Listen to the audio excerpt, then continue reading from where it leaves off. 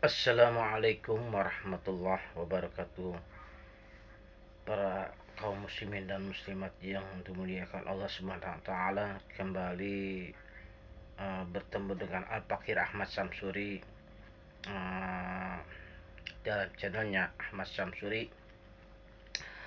Uh, Kemarin kita telah membahas tentang uh, batalnya tayamum dan benda najis yang menjadi suci di dalam kitab Safinatun Najah. Sekarang kita lanjutkan tentang macam-macam najis di dalam kitab Safinatun Najah. Baik, kita mulai saja ya. Bismillahirrahmanirrahim. Qala al-musannifu rahimahu ta'ala wa nafa'na bihi wa barakatihi fid darini amin. Paslun ay haza paslun. An-najasatu thalathun mughallazatun wa mukhaffafatun wa mutawassitatun. Najis itu ada 3 macam ya. Yang pertama najis mughallazah, yang kedua mukhaffafah, dan yang ketiga adalah mutawassitah. Al-mughallazatu najasatul kalbi wal khinziri wa far'u ahadihima. Ya. Najis mughallaza itu yaitu najis anjing, babi, wal khinzir, ya, wa far'u ahadihima, dan keturunan dari kedua binatang tersebut. Ya. Itu najis mughallazah. Ya. Keturunan dari babi dan anjing maksudnya gitu. Kemudian wal mukhaffafatu baulus sabiyil ladzi lam yat'am ghairal labani wa lam yablughil haulaini. Najis mukhaffafah itu adalah najisnya air kencing maksudnya. Air kencing anak laki-laki yang belum berusia 2 tahun dan belum memakan sesuatu ya, kecuali air susu ibunya atau ASI. Itu najis mukhaffafah. Berarti bayi ya, bayi yang masih belum 2 tahun ya, belum makan apa-apa kecuali minum air susu ibunya. Yang ketiga apa? Nah, di sini mutawassithah. Sairun najasati. Itu semua jenis najis atau macam najis yang selain najis daripada mughallazah dan mutawassithah. Maksudnya mukhaffafah. Ya kan? Itu semua najis. Nah, itu udah jelas. Itu tentang macam-macam najis. Untuk selanjutnya bagaimana cara mensucikan najis tersebut? Baik, kita lanjutkan di kitab ini. Paslun ay haza paslun. Al-mughallazatu tathuru bisab'i ghasalatin ba'da izalati ainiha ihdahunna bitorobin. Kan? Apa itu? Di sini najis yang mughallazah itu yang kena najis mughallazah itu cara mensucikan apa? Ya, harus dibasuh, ya kan? Sab'u ghasalatin, ya, 7 kali basuhan. Bisab'i ghasalatin ba'da izalati ainiha, ya kan? Cara mensucikannya itu harus dibasuh 7 kali basuhan. Ihdahunna bitorobin, Dan salah satu basuhannya itu harus dicampur dengan debu yang suci. Ya, bagaimana caranya? Misalkan tangan kita nih, ya kan, atau kain kita lah, kain sarung kita kena kencing babi atau kencing anjing, ya. Cara mensucikannya 7 kali basuhan. Nih kain sarung kita nih kena najis, mogolazo, kena kencing najis, kena kencing babi atau kencing anjing katakan, siram 7 kali, sekali, 2 kali, 3 kali, jangan sampai 7 kali. Itu dicampur, ya kan, dicampur dengan 7 kali berturut-turut itu dicampur dengan debu yang suci, debu yang belum kena digunakan oleh apapun, ya kan. Misalkan tangan kita katakan atau kain sarung kita kena najis, kita cuci, kita sarim, kita siram 7 kali, 1, 2, 3. Misalkan keempat kalinya kita siram, kita campur tuh air dengan debu yang suci, kita campur air dengan debu yang suci, kita siram ke kain sarung kita. Setelah itu baru dibasuh lagi dengan air biasa 5 kali, 6 kali, 7 kali. Nah, atau tangan kita habis megang anjing, kena air liurnya anjing nih misalnya, kita siram 7 kali, atau di air keran lah kata, air keran, 1, 2, 3, ya kan. Atau kita pada saat kita campur air dengan debu yang suci itu, kalau bisa jangan yang ke-7 kalinya, cuma tangan kita nanti kotor atau kain siram kita bisa kotor. Yang ke-7 kalinya kita campur dengan debu, ya kan, ya, jadi kotor, kena debu tadi, gitu kan. Kalau bisa dicampur dengan air dengan debu yang suci itu, boleh hitungan siraman ke pertama, kedua, atau ketiga, atau kelima, kan. Yang ke-7 kali kalau bisa jangan, karena kan campur dengan debu yang suci, jadi terkotor itu kain sarung kita atau tangan kita itu. Kan kalau misalkan tangan kita kena najis, cuci, 1 di air keran, 2, 3, 4, kelimanya kita campur dengan debu yang suci itu, air dengan debu yang suci campur, kan, 6, 7, jangan, bersih kembali. Itu cara mensucikan najis mogolazo, ya kan. 7 kali basuhan, salah satunya dicampur dengan debu yang suci. Air itu debu dengan air yang dicampur dengan debu yang suci, artinya debu yang belum kena digunakan oleh apapun, digunakan untuk apapun, ya kan, maksudnya gitu. Kemudian selanjutnya apa? Di sini dikatakan yang keduanya, wal mukhaffafatu tathuru birasil ma'i alaiha ma'al ghalabati wa izalati ainiha, ini kan. Najis mukhaffafah itu, nah kan, cara mensucikannya itu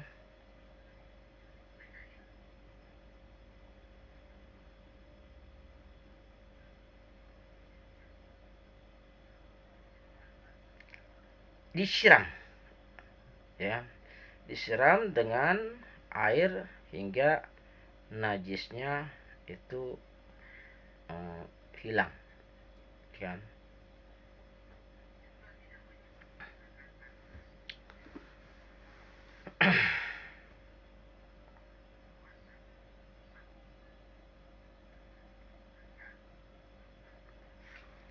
Ya, kemudian apa selanjutnya? Itu najis mukhaffafah, kan. Najis mukhaffafah itu najis yang cara mensucikannya itu disiram dengan air sehingga najisnya menjadi hilang, mukhaffafah, ya. Tadi dijelaskan mukhaffafah itu najisnya air kencing anak bayi yang belum berusia 2 tahun. Cara mensucikannya Bisa dengan siram, diguyur air dikit aja, atau dengan cara dipercikan. Misalkan kain sarung kita kena kencingnya anak bayi yang belum 2 tahun, kita dipercikan saja di bagian yang kena kencing itu, kencing anak bayi, merata dipercikannya ya, atau disiram bolehlah dikit, disiram, nah, dipercikan rata, atau kena tangan kita, percikan aja, disiram itu, dipercikan kain sarung kita yang kena najis, yang air kencing anak bayi itu yang belum 2 tahun, dipercikan rata hingga rata, yang khusus yang kena kencing anak bayi tersebut, kain sarung kita percikan atau disiram dikit ya, diguyur dikit lah gitu kan, untuk membersihkan kain sarung kita yang kena air kencing anak bayi yang belum 2 tahun, disiram atau dipercikan hingga rata ya, yang sekitaran kena najis tersebut. Itu gampang, karena najis ini najis yang ringan ya kan. Begitu cara mensucikan najis mukhaffafah ya kan, mustawasitah maksudnya, maksudnya mukhaffafah ya.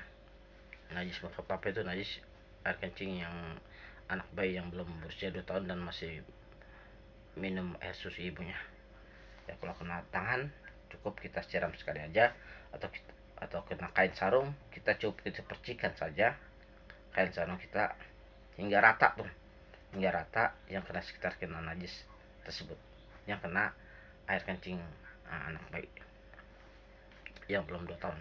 Baik, kita lanjutkan. Wal mutawassitatu tanqasimu ila qismaini, ainiyatun wa hukmiyatun. Najis mutawassit itu ada 2 macam nih. Yang pertama ainiyah, yang kedua hukmiyah. Apa ainiyah itu?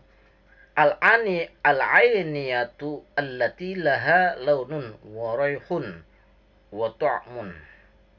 Ya kan?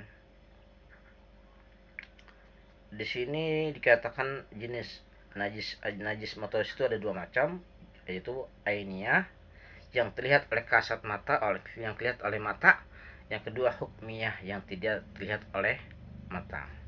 Yang ainiyah bagaimana caranya? Itu dia itu memiliki warna kan, memiliki warna, kemudian bau, warehun, wata'mun, dan rasa kan, ya kan. Itu ainnya yang kelihatan oleh mata, itu kelihatan warnanya, kelihatan baunya, kelihatan baunya maksud tercium, maksudnya warnanya kelihatan, baunya tercium, kemudian rasanya juga terasa itu kan. Contohnya apa? Contohnya misalkan gampang, anak dewasa kencing, dia jarang minum, kebetulan pas dia kencing warnanya kuning, orang kan jarang minum air putih kan, warna kencingnya kuning kental gitu, warna kuning, wah kelihatan ya kan. Ini jenis najis ainiyah yang kelihatan mata kan. Disiram gitu kan, disiram sehingga kelihatan, sudah nggak kelihatan warnanya, kemudian baunya juga nggak kelihatan, dan rasanya nggak kelihatan. Bagaimana emang rasanya gimana sih? Sama perlu kita jilat? Nggak perlu, pakai itu aja, pakai peeling aja gitu kan. Masa kita jilat, rasanya gimana nih, masih bau, masih terasa najis nggak nih? Jangan, itu nggak disunahkan seperti itu. Para ulama nggak mensunahkan seperti itu ya kan. Atau baunya kita cium-cium gitu nggak disunahkan, para ulama tidak mensunahkan seperti itu. Tapi kalau saya mencoba menyium-nyium gitu, nggak apa-apa, silakan. gitu kan. Ini masih bau nih, bau pusing kan nih, gitu kan. Silakan, baunya warnanya udah nggak kelihatan nih, kencing orang dewasa, ya kan. Coba kita cium nih, masih bau pusing nggak? Silakan. Atau rasanya kita mau jilat kan, hilang kan bekas kencing orang, bekas kencing orang itu jilat gitu kan. Itu nggak disunahkan oleh para ulama, cuman pakai piling aja gitu kan. Itu yang kelihatan oleh mata. Itu jenis najis ainnya yang terlihat oleh mata, baik warnanya, baunya, dan rasanya. Kalau baunya, warnanya, rasanya itu udah nggak kelihatan, udah nggak, baunya udah nggak bau, rasanya udah nggak ada, dan warnanya udah kelihatan, itu namanya sudah suci. Kan. Kemudian yang kedua apa? Yang kedua di sini dikatakan wal hukmiyatun. Wal hukmiyatu maksudnya. Allati la launa wala raiha wala ta'ma laha yakfika jaryul ma'i alaiha. Di sini dikatakan itu dikatakan yang tidak terlihat, ya, itu tidak terlihat warnanya, raiha wala ta'ma, maupun rasanya, ya kan.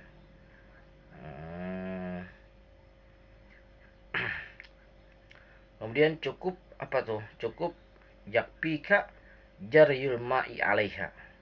Cukup mengalirkan air ke najis tersebut, ke bagian tempat najis tersebut. Ya kan? Ini daripada najis hukmiyah. Jadi misalkan contohnya gini. Najis hukmiyah. Misalkan tadi dah, ya kan, ada tai ayam kan kelihatan, baunya berasa, ya kan, warnanya udah kelihatan, ya kan, rasanya udah jelas, ya kan, itu wujud ainiyah. Kita coba kita bersih. Atau mungkin kencingnya anak dewasa, orang dewasa misalnya, boleh macam-macam. Misalkan bekas tai ayam di lantai. Ini bekas tai ayam di lantai ini udah nggak kelihatan, bekasnya. Tapi belum dicuci, belum dibersihin, ya kan, belum dibersihin. Ini yakin nih, ini belum dibersihin nih, gitu kan. Maka kan belum dibersihin bekas tai ayam nih, lantai ini nih. Tapi nggak kelihatan kalau itu bekas tai ayam, ya kan. Baunya nggak ada, rasanya juga nggak, kemudian warnanya juga nggak kelihatan, ya kan. Bekas tai ayam nih, yakin ini tadi nih mau dibersihin gitu kan. Cara mensucikannya cukup disiram bagian itu saja yang ada najisnya di lantai tersebut, digenangin lah air gitu kan, digenangin air, cukup itu aja, dibersihin. Jangan melebar kemana-mana, siram sono-sono, jangan kena najis semua aja ujung-ujungnya lantai yang lain. Kalau disiram begini ujung-ujungnya kena najis semua lantai yang lain, ubin yang lain. Cukup bagian yang ubin itu aja, bagian ubin sekitar itu, ya kena najis, siram aja biar ada genangan air situ, nggak apa-apa gitu. Kemudian dipel bagian itu, dipel, cukup dipelnya bagian itu aja, di lantai itu, di ubin yang tersebut.